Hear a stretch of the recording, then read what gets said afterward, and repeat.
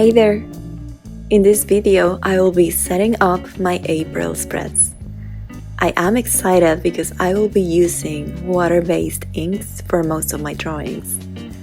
I have Herbin inks and some samples from Ferris press. I will write down all of the colors I will be using in the information box.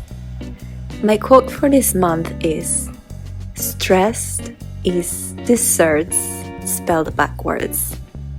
And this is because my theme is street food. By the way, tell me what is your favorite street food in the comments below.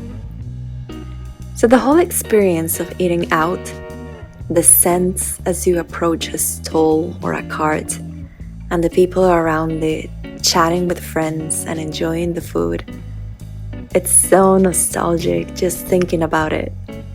So that is why I am dedicating April to reminiscing some of my favorite food stands. I am bringing color into it because that's how Mexico is, full of colors and flavors.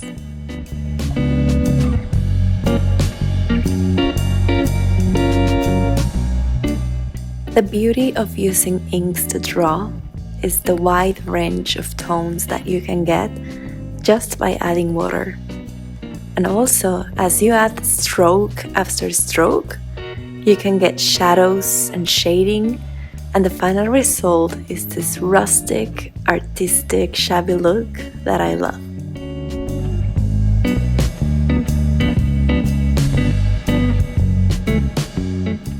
I also use inks with fountain pens to write, but my favorite thing to do is to doodle with them.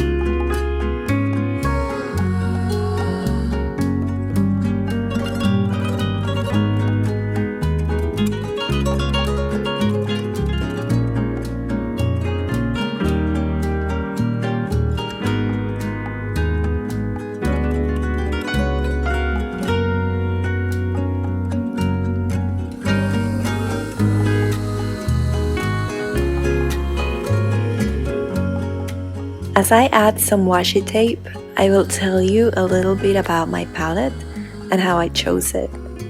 So as the theme came into my mind, I started browsing for pictures, in this case of Mexican stalls and carts. And then I started to choose the colors that stood out the most. I usually choose 5 colors, which is the perfect number to fill in my mood tracker, which I track with color codes.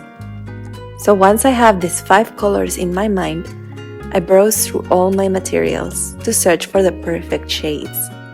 In this case, inks were the winners, but I also added some details with the markers, which I always end up using in some way, especially on the mood tracker.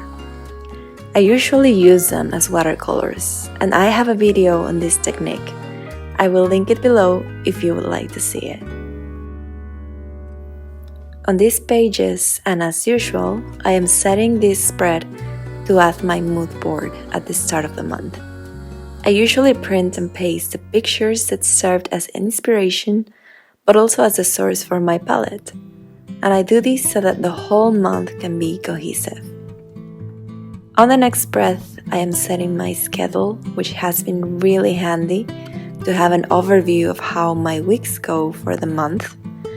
And right below it, I am also setting up my habit tracker, which, to be honest, I have been failing a lot at at filling it out. But well, at least it's still there to remind me that I have to be better at all of these habits. One of my earliest childhood memories is hearing the baker honking on the street with his bicycle and his bread basket on it. The flavor of Mexican pan de dulce, or sweet bread, is one of the best flavors ever. It is so comforting and so enticing. We could not just eat one, so my dad would buy one of each so that we could all divide them and get to try them all.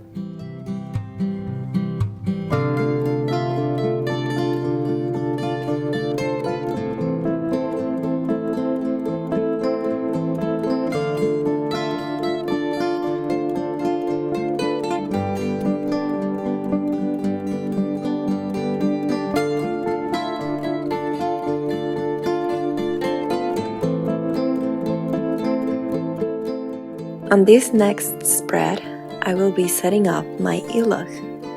This is where I journal through illustrations.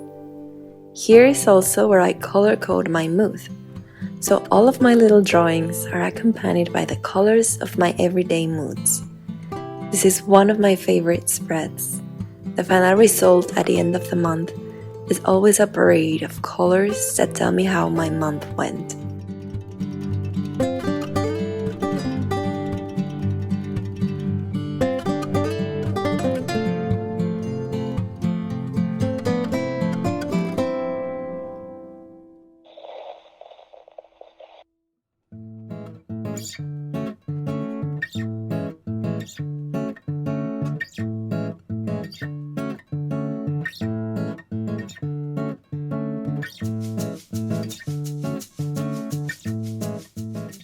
The following spreads are the mental inventory, the expenses tracker, and the monthly log.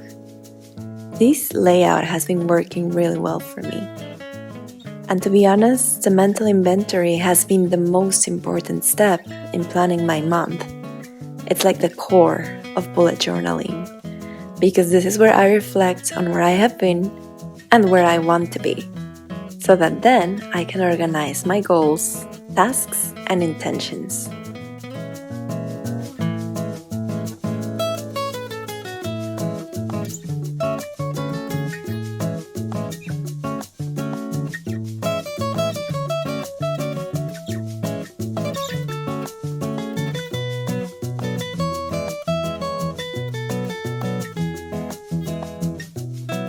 The final spread on this video is my Doodle Challenge spread.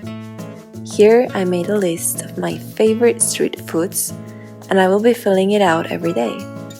I am trying to doodle every single day for a year, and so far I have been loving it. If you want to check those doodles out, don't forget to follow me on Instagram. For now, I will just finish adding some metallic watercolor to all of the spreads. And here is the final flip through. As I have mentioned before, my journal really comes to life once I fill it in, so don't forget to watch my After the Pen videos to see the spreads in all their splendor.